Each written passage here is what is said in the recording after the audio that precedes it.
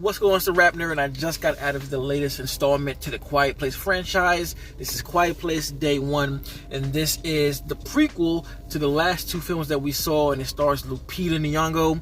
And instead of taking place on the countryside and in a rural area, it is in Ground Zero, New York City, so it's a whole different dynamic than the last ones that we've seen.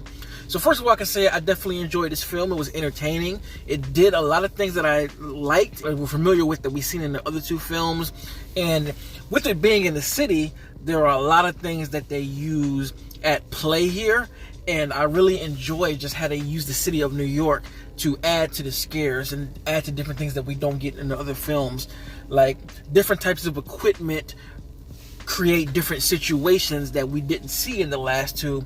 And there are like a lot of additives like that sprinkled in to create a different type of fear of sound that again hasn't been seen in the other films. What I really enjoy about the film a lot is the direction, because it gives you a lot of information without really saying a whole lot, because this is the Quiet Place, so there's not a whole lot of dialogue. But what I do love is that the first portion of the movie, I can say the first 20 or 30 minutes of setting Lupita's character up in the world she's in, prior to the aliens landing, they do a lot of work here with the dialogue and capturing what's in frame to tell you what's going on. I was gonna spoil something, but I don't want to say anything because there is a crucial point that they introduce early on, and from that point on it affects the rest of the movie. So I don't want to say what that is, but this thing that you're presented creates a great character dynamic for Lupita's character, because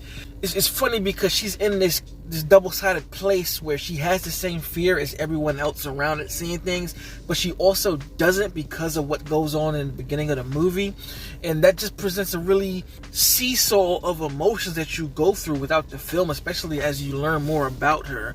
And again, the direction is great. You see what you need to see without them having to do a dialogue dump as to what's going on, whether it be capturing a sign of a location of where they are, or capturing information on boxes and letters to let you know this is happening and this is why this character is doing this and that. So they do a whole lot of that in this movie, and I really enjoyed it. And I can say out of all of the films, this one to me has the most jump scares in it. Like, there are moments that are created specifically for jump scares that kind of threw me off guard because I didn't see them in any of the other two films, and it kind of added a little different flavor and style to this film in comparison. And I guess I would say the co-star of the film is my dude from Stranger Things. I forgot his name, so you gotta excuse me, I didn't look at any of the credits when I cut the camera on. I just wanted to go off top of how I feel.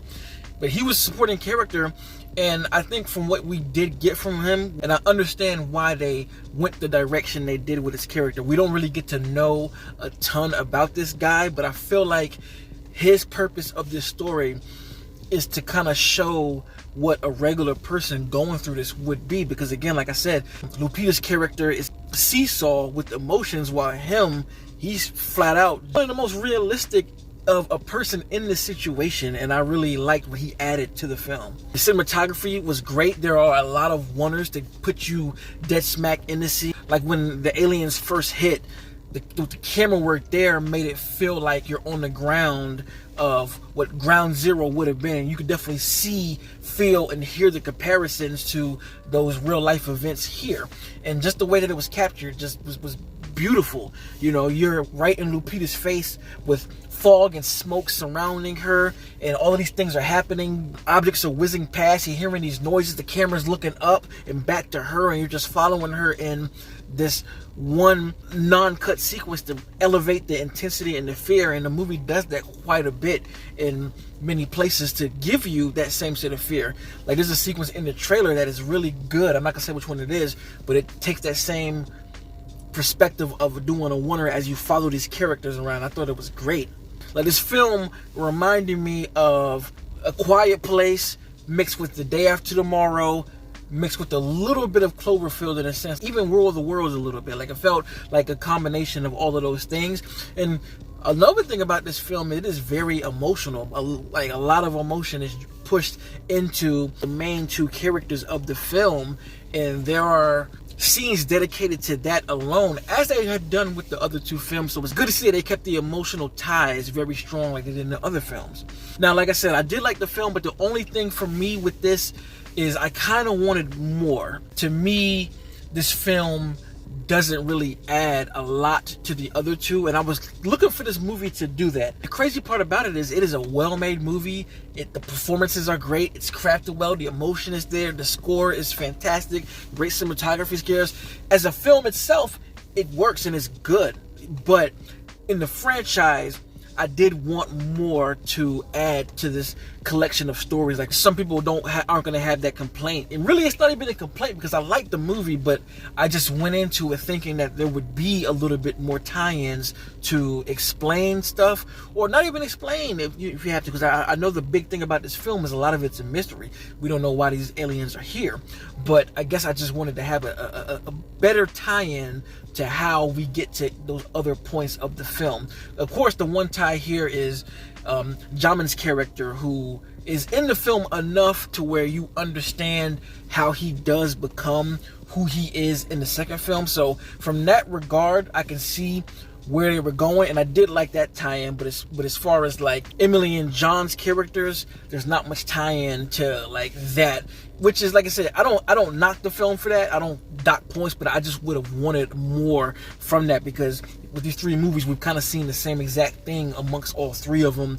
And you know, when they announced this, I was hoping it would be a little bit different to separate itself from those two, but it doesn't really do that. It's more of what we have gotten from this franchise, which isn't a bad thing because it's still freaking good, you know what I mean? Some people aren't going to care about that, but I just got to put that out there for folks who are going into this expecting more of connective tissue to the other two.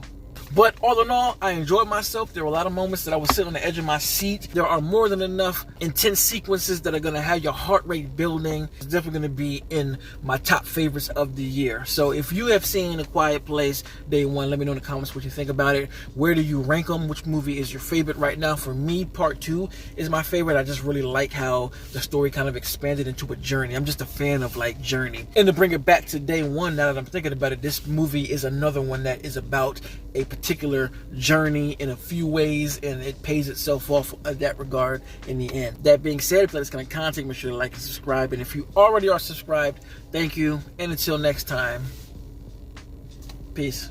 RapNerd Productions, no capping, that's word to mommy.